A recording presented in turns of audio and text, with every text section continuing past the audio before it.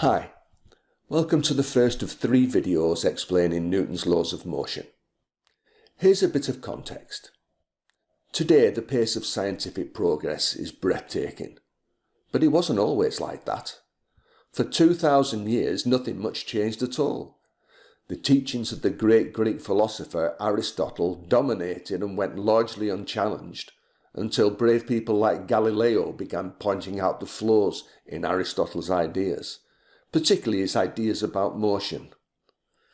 But we had to wait until the end of the 17th century for the book that changed everything. Isaac Newton's masterpiece, the Principia, swept away centuries of muddled thinking and replaced it with a set of rules and clear explanations that we still use today. With the help of our friends from PhET, I'll examine each of Newton's 3 laws of motion.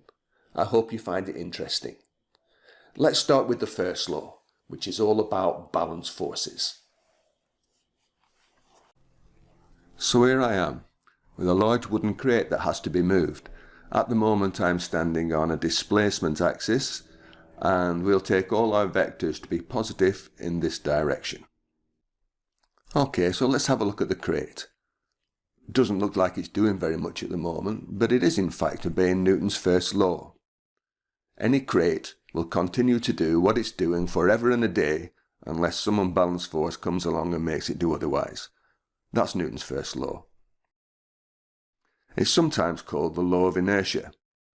Inertia is simply the tendency of an object to resist change, and the bigger the mass of the object, the bigger its inertia. So, are there any forces acting on the crate at the moment? Well, yes, there are. Just stop and think for a moment and see if you can work out what they are. There they are. Fg, of course, the force of gravity, that's the object's weight pulling downwards. It's measured in newtons like all forces.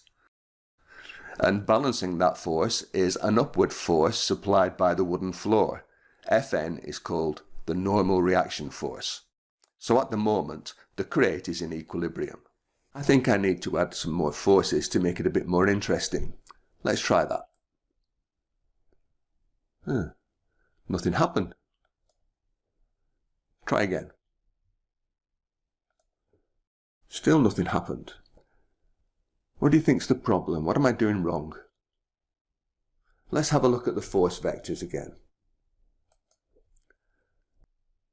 There we go. Friction, FF, fighting against me.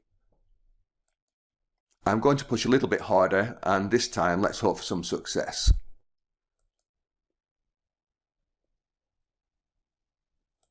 I'll just stop it there for a second.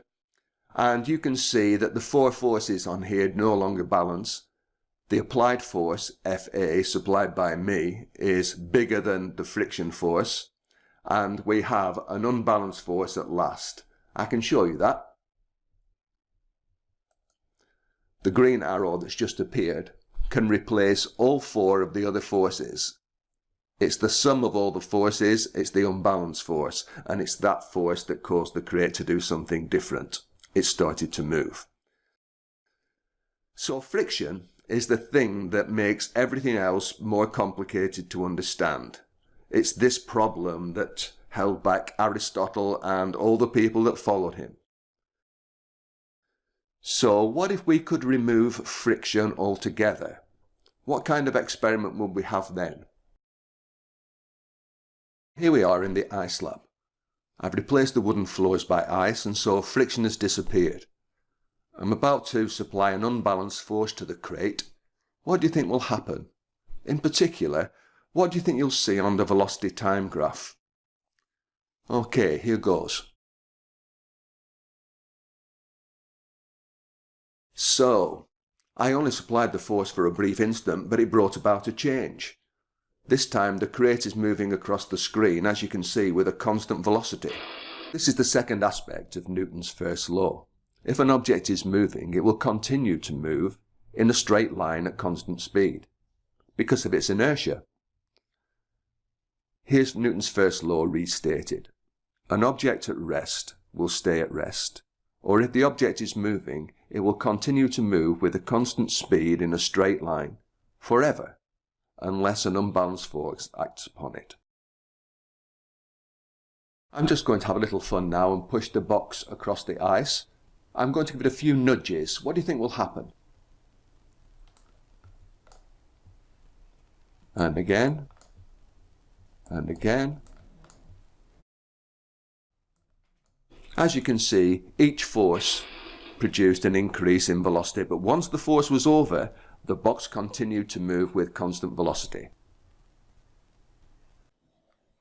That sums up the situation when all the forces acting on a body cancel out, Newton's first law. I hope you'll join me for part 2, where we introduce Newton's second law, to explain the situations where the forces acting on an object are not balanced. See you then.